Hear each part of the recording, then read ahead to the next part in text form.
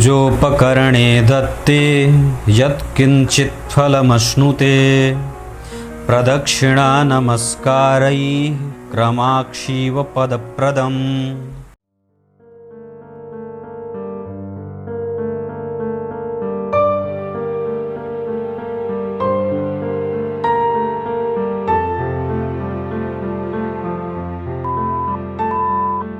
प्रिय दर्शकों नमस्कार, एक बार फिर से उपस्थित हूँ आप सबके सामने। आज मैं आपसे एक ऐसे विषय पे चर्चा करने वाला हूँ जो ज्योतिष का महानतम सिद्धांत हो सकता है। और ये संभवतया बहुत बार हमें ये जानकारी नहीं होती है कि हमारी कुंडली में बैठे ग्रह किस तरीके से हमें प्रभावित कर रहे हैं। और कई बार हमें ये लगता है कि ये जो दशा है ये अच्छी जाएगी, पर वो अच्छी नहीं जाती। या कई बार हम इस दशा काल में एक प्रेडिक्शन करते हैं कि ऐसा होगा, पर वो ऐसा नहीं होता है। शुरू करते हैं आज का कार्यक्रम। कहीं नहीं जाना है, बिल्कुल बन के रहिएगा। कार्यक्रम के आरंभ में बोले गए शिव पुराण के विश्वेश्वर संहिता से जो श्लोक मैंने पढ़ा है उसका अर्थ भी अंतिम हिस्से में बताऊंगा। सिद्धांत ज्योतिष का ये कहता है कि अगर जन्म कुंडली के किसी भी वर्ग चार्ट में शनि और राहु एक साथ किसी भाव में बैठे हैं तो उस भाव का स्वामी भी शनि और राहु के ही तरह परिणाम करने वाला हो जाता है। एक बार फिर से बताऊं, जिस भाव में शनि और राहु एक साथ बैठे हैं, चाहे किसी भी भाव में और किसी भी राशि में, अब अगर उस राशि का अधिपति वहां नहीं बैठा है तो ये उस भाव को बिगाड़ने की बात हो जाती है। लेकिन शनि और राहु अगर लग्न, चतुर्थ, सप्तम और दशम, पंचम या नवम में बैठे हैं और अगर उस भाव का अधिपति भी वहीं बैठा है तो ये महानतम राजयोग भी बना देते हैं और जातक को जीवन काल में उसका परिणाम बड़ी ही सफलता से प्राप्त हो जाता है। सूत्र में ये भी बात आई है कि अगर शनि और राहु मान लीजिए मिथुन राशि में बैठ गए, कन्या में बैठ गए, कर्क में बैठ गए, 1 से लेकर के 12 तक की अंक में किसी भी भाव में उनको बैठना उनको आपने देख लिया, तो जो उस भाव का अधिपति होगा वो भी उनसे प्रभावित होकर के परिणाम करेगा। उदाहरण देता हूं, अगर मान लीजिए शनि और राहु यहाँ 5 नंबर की राशि में बैठे हैं और सूर्य मान लीजिए यहाँ बैठे हैं, तो सूर्य अब इस भाव से प्रभावित होते हुए, क्योंकि वो उस भाव के अधिपति थे तो परिणाम तो करेंगे ही, जिस भाव का अधिपति है वो उस भाव का परिणाम तो करेगा, पर उस भाव में शनि और राहु के बैठ जाने के कारण अब वहाँ वो या तो सकारात्मक या तो नकारात्मक अपनी दशा में वो परिणाम करेंगे। मतलब जब सूर्य की दशा चलेगी तो अगर शनि और राहु यहाँ खराब बैठे हैं या यहाँ बैठे हैं तो ये भी सूर्य अपनी दशा में मारक ग्रह, अकारक ग्रह, कारक ग्रह या कमजोर या मजबूत ग्रह की भांति परिणाम करने लगेंगे।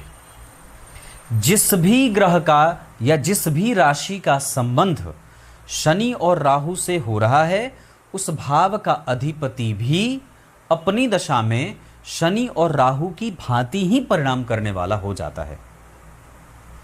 अगर अच्छे बैठे हैं शनि राहु तो उस भाव का अधिपति अगर चाहे कितना खराब भी बैठा होगा तो भी वो अच्छा परिणाम देने के लिए विवश हो जाएगा।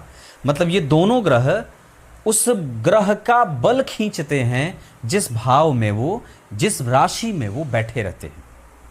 आप लोगों को उदाहरण फिर से एक बार देता हूं। मान लीजिए शनि और राहु यहाँ 5 नंबर या 6 नंबर या 10 नंबर की राशि में नहीं, 7 नंबर में बैठ गए। मान लीजिए शनि और राहु यहाँ 7 नंबर की राशि में बैठ गए और शुक्र बैठ गए लग्न में या शुक्र बैठ गए यहाँ, तो अपनी दशा काल में शुक्रदेव 11वें भाव से प्रभावित होते हुए उसकी महत्वाकांक्षा की वृद्धि करेंगे, उसको लालची बनाएंगे, उसको कठोर बनाएंगे, उसको जिद्दी, हठी, गुस्सैल, क्रोधी बना सकते हैं। अगर शनि और राहु सप्तम भाव में बैठे हैं और मान लीजिए यहाँ 5 नंबर की राशि बनी है और सूर्य बैठे हैं द्वितीय भाव में, तो जब सूर्य की दशा आएगी तो यहाँ पे भी कमजोरी होगी, यहाँ भी वो अपने अच्छे और बुरे परिणाम देंगे। आप लोग इसको समझ सकते हैं अपनी कुंडली में। अगर शनि और राहु एक साथ किसी भाव में बैठे हैं तो स्पष्टतया ये बात मैंने कही है। अगर वो अष्टम भाव में बैठे हैं और अष्टमेश अगर जन्म कुंडली में कहीं बैठे हैं तो जब भी अष्टमेश की दशा चलेगी तो ये मारकेश हो जाएंगे, डबल मारक हो जाएगा। 6वें भाव में अगर शनि और राहु जिस राशि में बैठे हैं उस राशि का अधिपति चाहे जहां बैठा हो, जब उस भाव के अधिपति की दशा चलेगी, षष्ठेश की दशा चलेगी, तो षष्ठेश अब शनि और राहु से परिणाम प्राप्त करेगा, उनसे प्रभावित होता हुआ परिणाम करेगा। वहीं अगर 12वें भाव में शनि और राहु बैठे हैं, इस भाव का अधिपति चाहे जहां बैठा हो अपनी दशा काल में इस भाव से प्रभावित करेगा, खराब या मजबूत, ऐसा। अब आइए आपको आरंभ में मैंने जो श्लोक पढ़ा था उसका अर्थ बता दूं।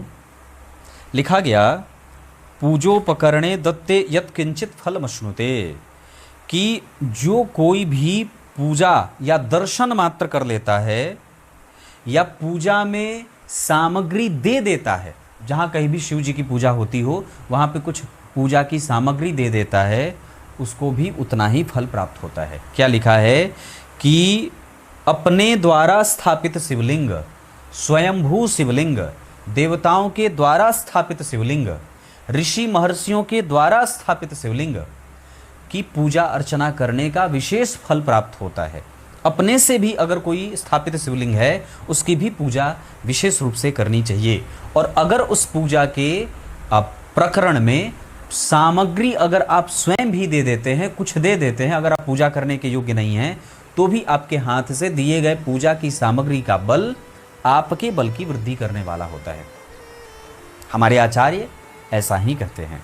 कुछ इसी तरीके से आज के इस कार्यक्रम का समापन करते हैं। कार्यक्रम रोज दिन देखा करिए और जय श्री कृष्ण अवश्य लिखा करिए। तब तक के लिए बहुत बहुत नमस्कार।